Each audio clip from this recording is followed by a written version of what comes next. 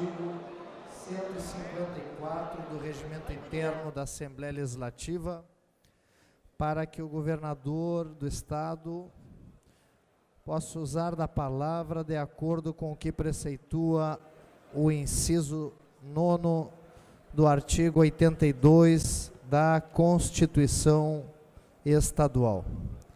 Saudando então a presença do excelentíssimo senhor governador do Estado, Eduardo Leite, do excelentíssimo senhor vice-governador do Estado, Ranulfo Vieira Júnior,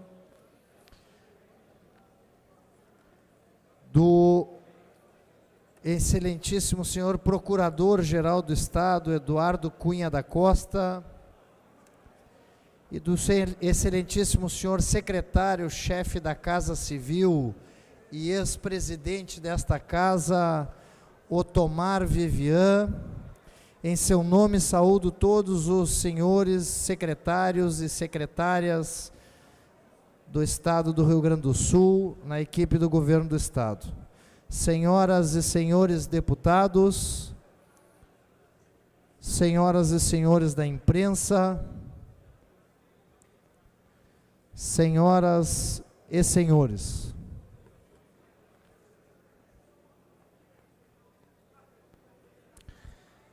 De imediato, então,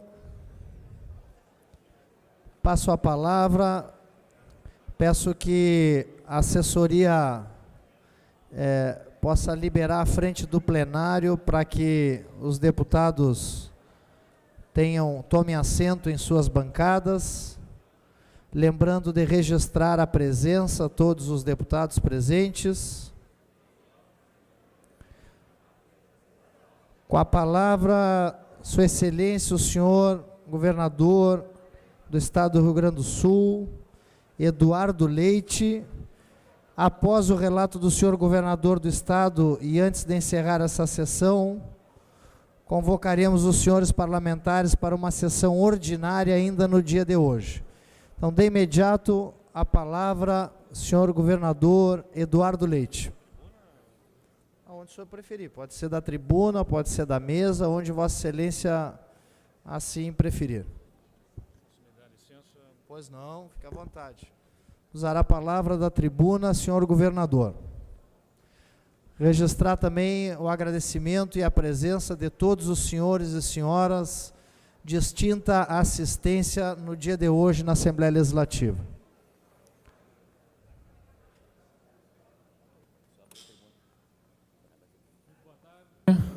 Muito boa tarde, senhor presidente, boa tarde, senhores deputados. Quero cumprimentar ao presidente da Assembleia Legislativa do Estado do Rio Grande do Sul, deputado Luiz Augusto Lara, em nome de quem eu peço licença para saudar a cada um dos senhores deputados, senhoras deputadas desta legislatura.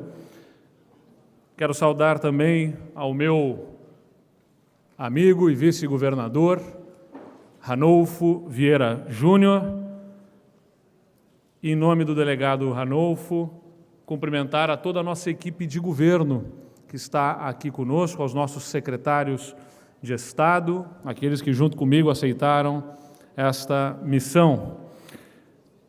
Saudar aos senhores servidores públicos do Estado, aqui presentes, através dos seus sindicatos, saudar a sociedade gaúcha e agradecer que, através da imprensa, cumprimentando aos membros da imprensa, agradecer que, através deles, fazemos esta mensagem chegar a todo o nosso povo gaúcho.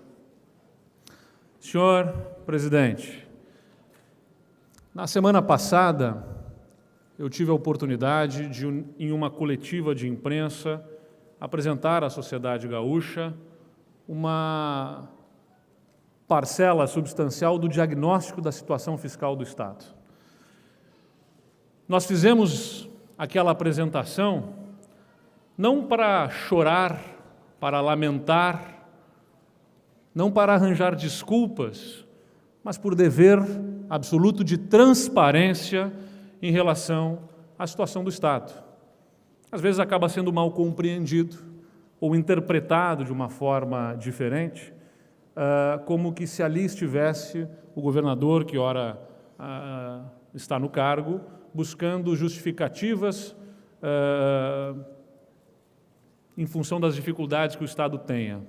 Da minha parte, ali estava a apresentação da situação financeira, que é importante seja compreendida por todos os gaúchos e também pelos seus representantes, pelos nossos deputados. Compreensão de problemas são fundamentais, ou é fundamental a compreensão dos problemas para que nós possamos levar a efeito as soluções.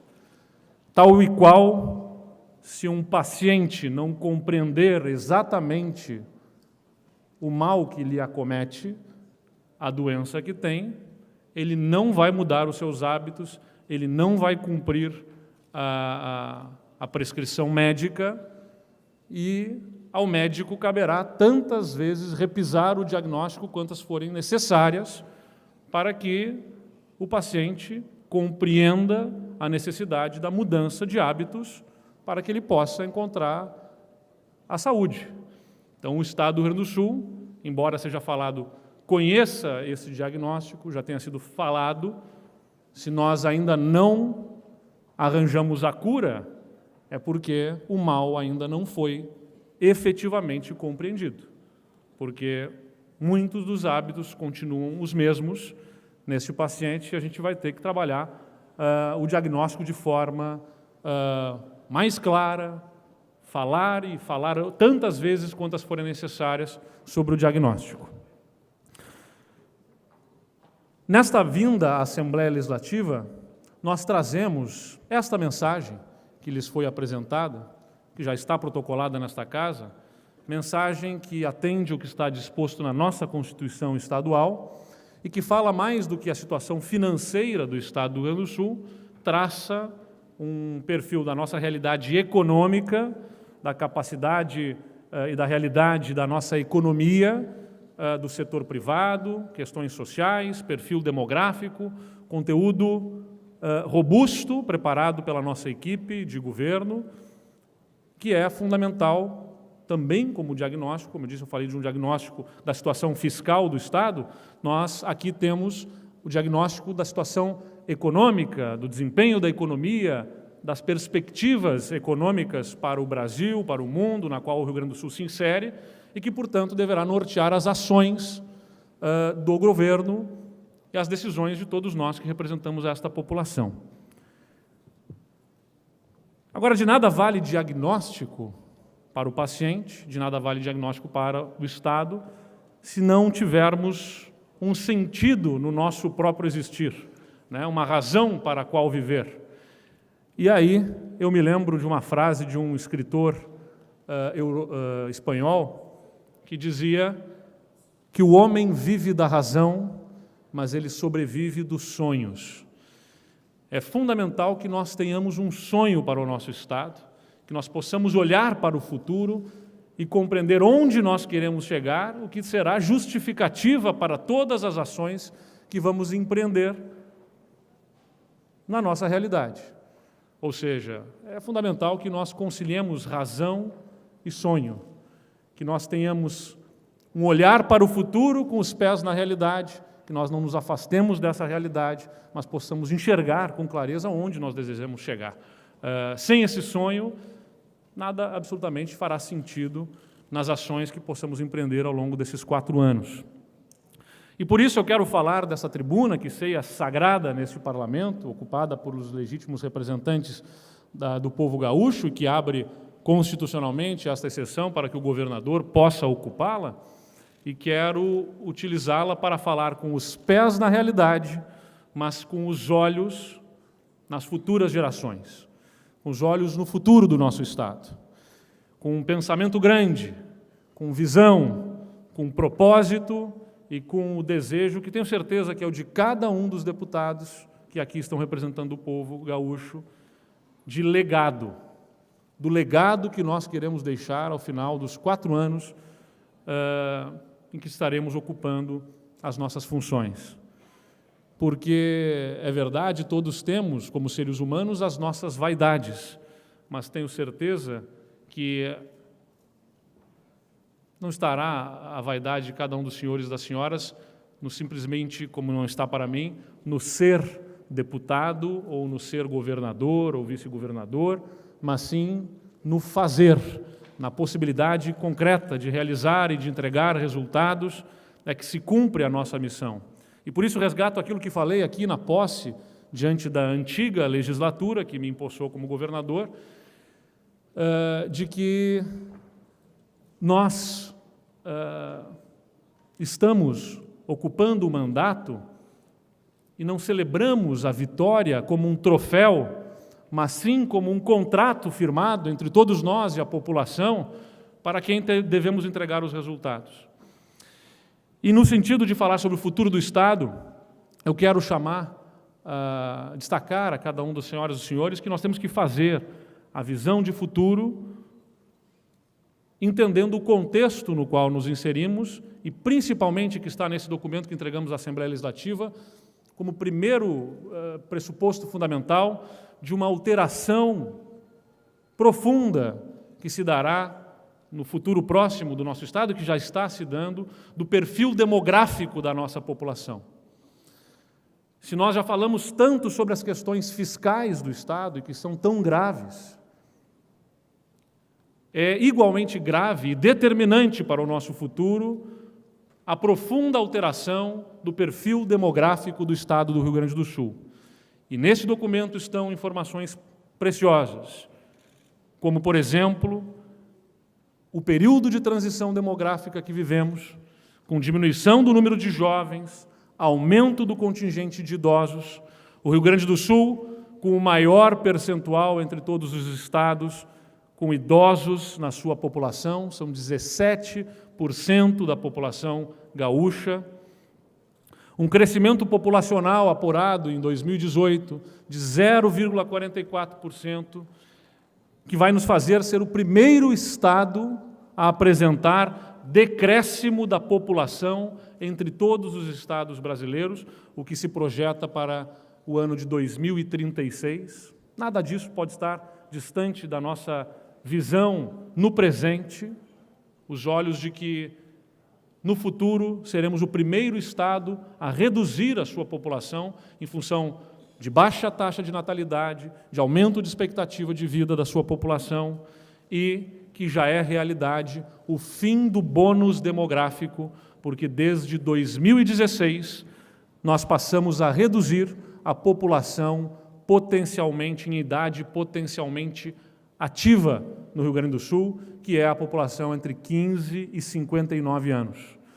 Então, desde 2016, esta faixa da pirâmide etária do Estado do Rio Grande do Sul, que é a faixa com um potencial economicamente ativo, já se faz reduzir no Estado do Rio Grande do Sul, com efeitos muito fortes na economia do nosso Estado.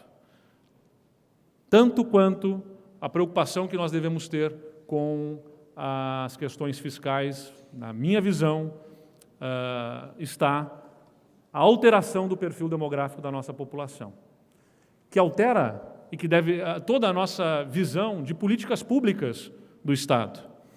Essas alterações pressionam essas políticas públicas em todas as áreas. E aí, a partir daqui, apresento às senhoras e senhores o que nós projetamos como governo, como poder executivo, em políticas públicas para o futuro e que estão colocadas neste documento, como na área da saúde, o necessário enfoque no trabalho preventivo, com reforço na atenção básica, estímulo ao envelhecimento ativo e em políticas públicas de apoio aos idosos. Nós vamos trabalhar fortemente na área da saúde, dentro desse conceito, em parceria com os municípios, para qualificar a atenção básica de forma a proporcionar a uma população que cresce no nosso Estado, a população idosa, qualidade de vida através das atividades promovidas na atenção básica, que é atendida pelos municípios do Estado, mas que recebe apoio e suporte do governo estadual. Na educação, se nós estamos reduzindo a nossa população economicamente ativa, nós precisamos ter o foco no aumento da produtividade da mão de obra. Porque se nós reduzimos o número, o volume, a disponibilidade de mão de obra, nós temos que, para sermos competitivos no cenário nacional, para sermos competitivos no cenário internacional, com quem competimos, e temos que admitir que nosso Estado compete com outros estados, com outros países, especialmente no Mercosul, para sermos competitivos, a nossa mão de obra, que reduz em disponibilidade, em número, precisa ser da mais excelente qualidade, com alta produtividade, o que será determinado pela qualificação dela através da educação que nós vamos proporcionar. E aí entra como fundamental, desde a educação infantil, no apoio aos municípios para o atendimento, a integralização do que disponibiliza o Plano Nacional de Educação de vagas para as crianças de 0 a 5 anos e que muitos municípios ainda não conseguiram atender, até ao ensino médio, que precisa ter, ao nosso olhar, caráter profissionalizante para inserção no mercado de trabalho, tendo em vista que a maior parte dos nossos jovens deixam o ensino médio não para acessar ensino superior, mas sim para lançar-se no mercado de trabalho, e a sua qualificação será determinante para que nosso Estado seja atraente a investimentos e tenha capacidade de produção, de geração de riquezas. O Estado do Rio Grande do Sul apresenta, nos indicadores que medem a qualidade de ensino, bons níveis de aprendizagem, mas distorção profunda no fluxo escolar. O que quer dizer que nós temos taxas de reprovação elevadas que provocam distorção, idade série, que desestimulam permanência na sala de aula, que perde sentido a escola para esses jovens que acabam evadindo, e evadindo, nós deixamos de qualificar essa mão de obra para que estejam inseridos no mercado de trabalho e o Estado se torna menos interessante para investimento privado. Então, a qualificação no ensino médio, a partir dos indicadores que nós já temos disponíveis, esse indicador, por exemplo, do fluxo escolar é o que determina para o Estado do Rio Grande do Sul estar em posições muito aquém da sua possibilidade, entre a 15ª e a 16ª posição entre os estados no indicador que mede a qualidade da educação, que é o IDEB para o ensino médio. Então, a atuação sobre as causas desta distorção no fluxo escolar são fundamentais e, mais uma vez, sem perder de vista esta condição essencial de que nós vamos ter menos mão de obra disponível e que, portanto, ela precisa estar conectada ao que a economia vai demandar. E numa economia de profunda revolução tecnológica, onde se substituem as tarefas mecânicas, todas por robôs, as novas vagas de emprego, as novas oportunidades estão ligadas à capacidade, à criatividade, à capacidade de raciocínio lógico dos nossos jovens, para o que, infelizmente, apresentam os indicadores, nós não estamos formando os nossos jovens. Então, a atuação especificamente em desenvolver capacidade de raciocínio lógico, criatividade, habilidades socioemocionais, nesse novo contexto, serão a tônica na atuação, na educação para o Estado do Rio Grande do Sul. Na segurança pública, nós visualizamos a necessidade de um trabalho integrado entre Estado e municípios.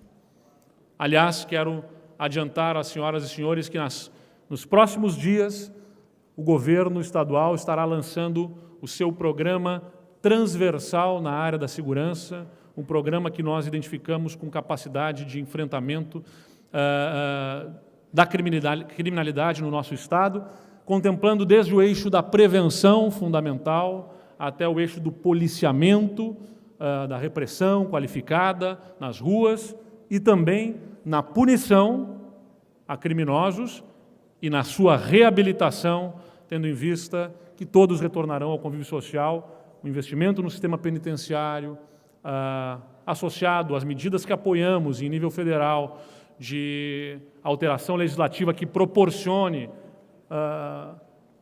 no nosso sistema penal brasileiro a redução da sensação de impunidade por parte da população, nós entendemos como fundamentais, e na segurança pública temos uma atuação forte, que é também determinante para que o Estado seja atraente para investimento privado, para a geração de riqueza. Afinal, sem oferecer à sua população qualidade de vida, paz e tranquilidade para que empreenderem, o Estado, mais uma vez, se torna pouco interessante para o investimento privado. Na Previdência, a alteração deste perfil demográfico é determinante nas questões previdenciárias do nosso Estado. Previdência que já teve no ano passado 11 bilhões de déficit. Não estou falando aqui do custo do sistema previdenciário.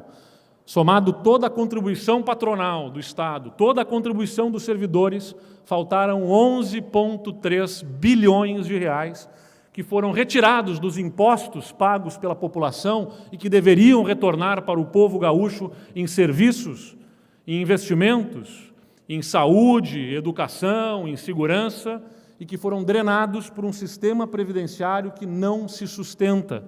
E este déficit consumiu, de 2007 a 2018, 74 bilhões de reais no nosso Estado. Então, esta alteração do perfil demográfico da população precisa determinar também alterações no sistema previdenciário e na estrutura da carreira dos servidores também, porque toda a estrutura da carreira dos servidores públicos determina o que levam para a Previdência e a insustentabilidade do sistema previdenciário. Então, o nosso governo vai, sim, tratar da reestruturação essencial da máquina pública para que caiba no orçamento do Estado do Rio Grande do Sul o seu custo operacional e o seu sistema previdenciário. Então, essas alterações nós vamos promover com a coragem e com a firmeza, mas também com o diálogo, e estamos marcando para os próximos dias reuniões com os sindicatos. Vamos ter uma relação transparente, de diálogo aberto, para construirmos soluções para o sistema previdenciário gaúcho e também para a estrutura de carreira que seja estimulante aos servidores, mas que seja sustentável do ponto de vista econômico-financeiro para o Estado do Rio Grande do Sul, tendo em vista que nós temos situações, por exemplo, de planos de carreiras que são anteriores à Constituição de 88, que não se conectam à realidade demográfica e da necessidade dos serviços no nosso Estado. Então, essas adequações são em benefício dos servidores, em benefício da sociedade gaúcha, para que o Estado tenha capacidade de pagar os salários em dia, assegurar a previdência, assegurar aposentadorias e capacidade de investimento para entregar serviços à população. Vamos fazer isso com diálogo e com senso de urgência no Estado do Rio Grande do Sul. Essa alteração de perfil demográfico determinou a própria estruturação do nosso governo, quando nós recriamos uma Secretaria de Cultura, uma Secretaria de Ciência, Inovação e Tecnologia, foi por compreender que dentro da alteração do perfil demográfico e da economia, da profunda alteração da economia mundial, da revolução tecnológica, nós precisamos estimular no nosso Estado um ambiente de criatividade, para que nós impulsionemos aqui a economia criativa, fundamental para a inserção do Estado dentro desse contexto econômico global. Então, a própria estrutura do governo é determinada para atender esse novo perfil. Senhor presidente, eu peço que abra a tolerância de mais alguns minutos para que eu possa concluir a manifestação. Pois não, governador. E dizer aos senhores deputados que nós estamos aqui, um novo governo, um novo parlamento, que alimentam novas esperanças no povo gaúcho. Mas o que o povo gaúcho deseja, mais do que um novo parlamento, de um novo governo, e mais do que a mera nova esperança que a cada 4 anos se apresenta na renovação dos seus governos e parlamentos, o povo gaúcho quer um novo futuro. E esse novo futuro pelo qual nós trabalhamos e temos que trabalhar não pode desprezar toda essa mudança de contexto, toda essa mudança de era. Nós precisamos mudar junto com o mundo, nos alinharmos na direção e também tomarmos o novo ritmo dos novos tempos. Se é verdade, e é verdade que esse novo contexto exige mais capacidade de diálogo, mais interação, mais aproximação de governantes e sociedade, é verdade também que a sociedade quer mais agilidade, porque o mundo e a vida das pessoas está mais rápida, a vida de cada um, e os governos ainda continuam muito lentos nas suas entregas, nas suas tomadas de decisões. E dentro dessa perspectiva, eu quero dizer a vocês que nós queremos e podemos fazer do Rio Grande do Sul um estado que retoma o seu protagonismo nacional, um protagonismo econômico, um protagonismo político, com um governo e com uma economia que se moderniza, com capacidade de inovação, de produção, com serviços qualificados, com qualidade de vida. Esse é o Rio Grande que todos nós queremos e que temos a capacidade de construir. Sempre faço questão de frisar as dificuldades que quando dizem que o Rio Grande do Sul é um estado em dificuldades, eu corrijo logo quando dou essas entrevistas fora do nosso estado, de que a dificuldade, os problemas são do governo, mais do que do estado, porque o estado tem capacidade. O povo gaúcho é trabalhador, é inovador, tem forte capacidade de gerar riquezas e, infelizmente, se depara com um governo que se tornou pouco eficiente. Essa retomada vai depender de algumas quebras de paradigmas. A primeira, a dos conflitos. Quebrar o paradigma do conflito exige capacidade de diálogo e o nosso governo tem se esforçado na construção de consensos estratégicos.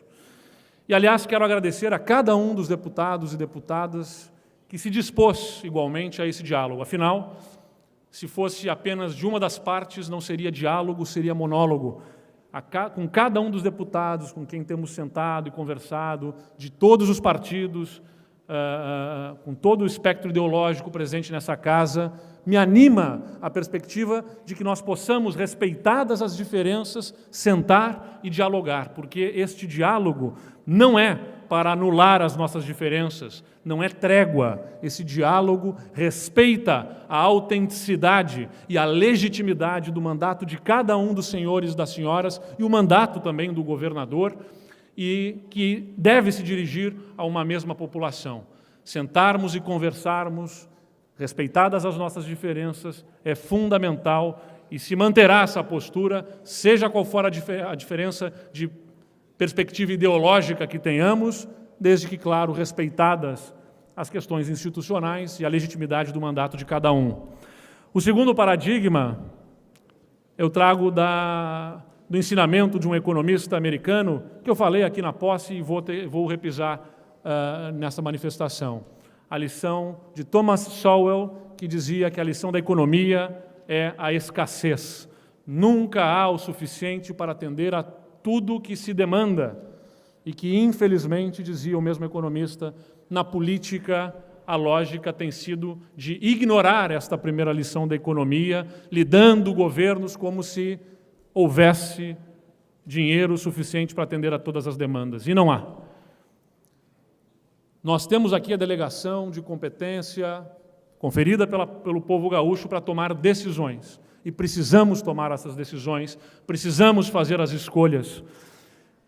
E sobre fazer escolhas, eu quero trazer o tema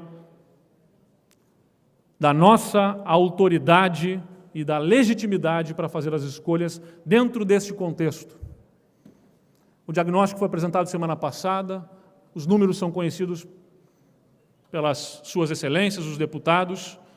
O Rio Grande do Sul, mesmo que nós tivéssemos zerado toda e qualquer dívida do passado, se não tivesse dívida de precatórios que deixaram de ser pagos, que somam mais de 15 bilhões de reais, se não tivéssemos as dívidas com a União, que somam mais de 60 bilhões de reais, se não tivéssemos as dívidas para com o Caixa Único, se não tivéssemos os passivos que governo após governo, um entrega ao outro nos restos a pagar, despesas de exercícios anteriores.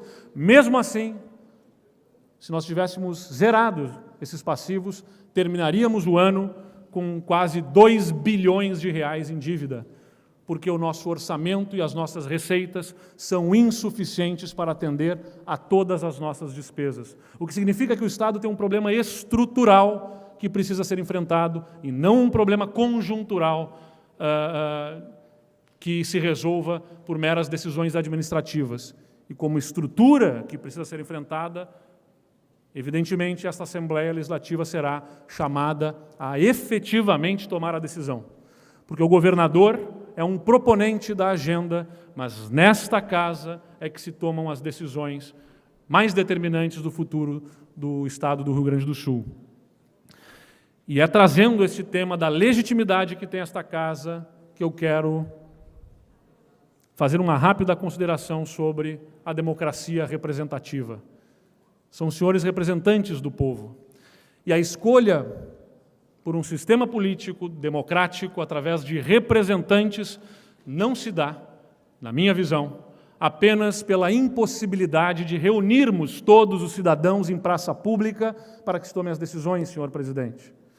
A escolha pela democracia representativa estaria superada, se fosse este o único sentido, dado o avanço tecnológico que permite a interação imediata com toda a população. Se fosse a decisão por termos representantes apenas pela impossibilidade de consultar cada um dos cidadãos, não faria mais sentido ter representantes, dada a possibilidade de nós hoje fazermos rapidamente, pela tecnologia, a consulta direta, para, quem sabe, exercer diretamente a democracia em todos os projetos, em todas as leis, em todas as decisões. Mas não o fazemos porque na democracia representativa não está apenas o pressuposto da impossibilidade de reunir 11 milhões de gaúchos em praça pública para tomar as suas decisões, mas sim porque se delega a competência e a responsabilidade da tomada de decisões a este Parlamento, a partir das informações, dos dados, da capacidade de análise, das oportunidades que o Estado pode ter, dada a mudança do contexto econômico e social. Então, os senhores e as senhoras são todos representantes e recebem por delegação e por confiança do povo gaúcho a tomada de decisões sobre o destino do nosso Estado. E, nesse sentido, eu queria trazer aos senhores o tema da realização de plebiscitos no nosso Estado. Senhor governador, só alertar em relação ao tempo. Nós temos um horário regimental, então... Vou encaminhar as conclusões, por favor, presidente, dizendo que o plebiscito levado à população, sem análise de custos operacionais, de oportunidades de mercados, de alterações tecnológicas, lança para a decisão de todos e, consequentemente, para a responsabilidade de ninguém. Nesse sentido, eu entendo que esta Assembleia precisa, sim, exercer a sua responsabilidade na decisão de temas complexos. E, por isso, apresentaremos nesta casa, ainda nesta semana, a proposta de emenda constitucional para a retirada da exigência de plebiscitos para a privatização de empresas estatais, respeitando a cada um dos servidores que aqui estão. E é muito oportuno. Só um momento, senhor governador, só um momento. Eu peço a gentileza das senhoras e senhores membros da assistência. Nós temos uma sessão especial onde não cabe manifestação, não é uma sessão ordinária. Então, a palavra está assegurada ao senhor governador para a conclusão da sua fala de abertura de governo. Senhor presidente, concluindo a minha manifestação, eu respeito a manifestação legítima, democrática, que saúdo nesse plenário.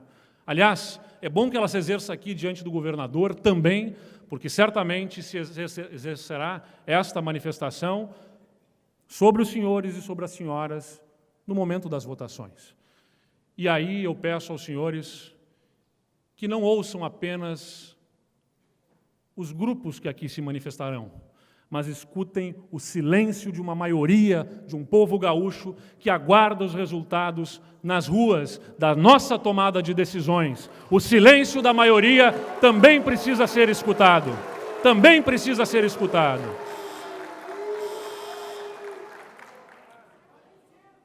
Senhores, seja de aplausos ou não aplausos, nós solicitamos que a assistência permaneça, né, na escuta, assim como todos nós deputados estamos fazendo, e também não teremos o direito de falar nesse momento, mas logo em seguida teremos uma sessão ordinária em que todos os deputados poderão usar a palavra, inclusive para consideração, e também caberá a manifestação das galerias. Então, para encerrar, senhor governador do Estado, Eduardo Leite. Senhor presidente, se temas complexos pudessem ser lançados, como este, à população em plebiscitos, lançaria-se em plebiscito a pena de morte? Lançaria-se em plebiscito temas complexos como redução da maioridade penal? Não. Aqueles que defendem a realização do plebiscito não desejam que se realize plebiscito sobre esses temas, porque sabe que a análise desses temas envolve enorme complexidade da repercussão e da consequência deles e que, portanto, devem ser exercidos pela responsabilidade daqueles que receberam a confiança do povo gaúcho, do povo brasileiro, através dos seus parlamentos. Para encerrar, eu quero dizer aos senhores e às senhoras que confio no futuro do nosso Estado. Vamos trabalhar na redução dos custos para quem empreende no nosso Estado. Reduzir burocracia, reduzir o custo logístico a partir de investimentos em parceria com o setor privado, reduzir o custo tributário a partir da redução do custo estatal para que o déficit seja superado e consigamos aliviar o custo para quem produz do ponto de vista dos tributos. E isso é possível fazer. Dá para fazer, mas depende de cada um de nós. Precisamos do esforço de cada um para que haja recompensa para todos. Precisamos de cada cidadão, precisamos de cada empresário, de cada agricultor, precisamos de cada funcionário público, precisamos de cada um dos membros da imprensa, precisamos de cada deputado, precisamos de cada conselheiro do Tribunal de Contas, precisamos de cada juiz, de cada desembargador, precisamos de cada um dos procuradores e promotores do Ministério Público, precisamos de cada secretário, precisamos do governador, do vice. O Rio Grande do Sul precisa de cada um de nós, cada um por todos nós. Muito obrigado. Muito obrigado, senhor governador.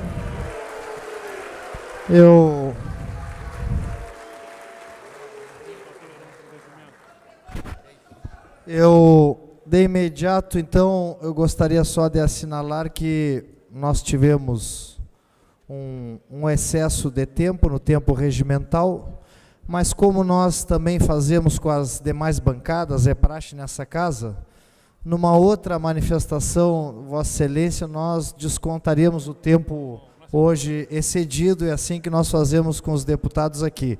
Quando alguém excede o tempo, a gente desconta numa próxima manifestação. Então, agradeço a presença do senhor governador, agradeço a presença do senhor vice-governador, dos secretários de Estado, das senhoras e senhores, e convoco os senhores e senhoras parlamentares para a sessão ordinária de hoje, que iniciaremos em alguns minutos. Nós daremos aí um prazo de 10 minutos para a retomada da sessão. Deputado Frederico Antunes. Não tô conseguindo entender, deputado. Sim. Então, em 10 minutos nós estaremos iniciando a sessão ordinária, lembrando, né, encerrando a sessão, mas lembrando aos deputados que ao final da tarde nós vamos reunir os deputados aqui na presidência às 18 horas e da presidência iremos até uma reunião no Palácio Piratini, uma confraternização. Todos os deputados estão convidados aí, então, para as 18 horas a partir do gabinete da presidência. Nada mais havendo a tratar, encerramos a sessão solene especial.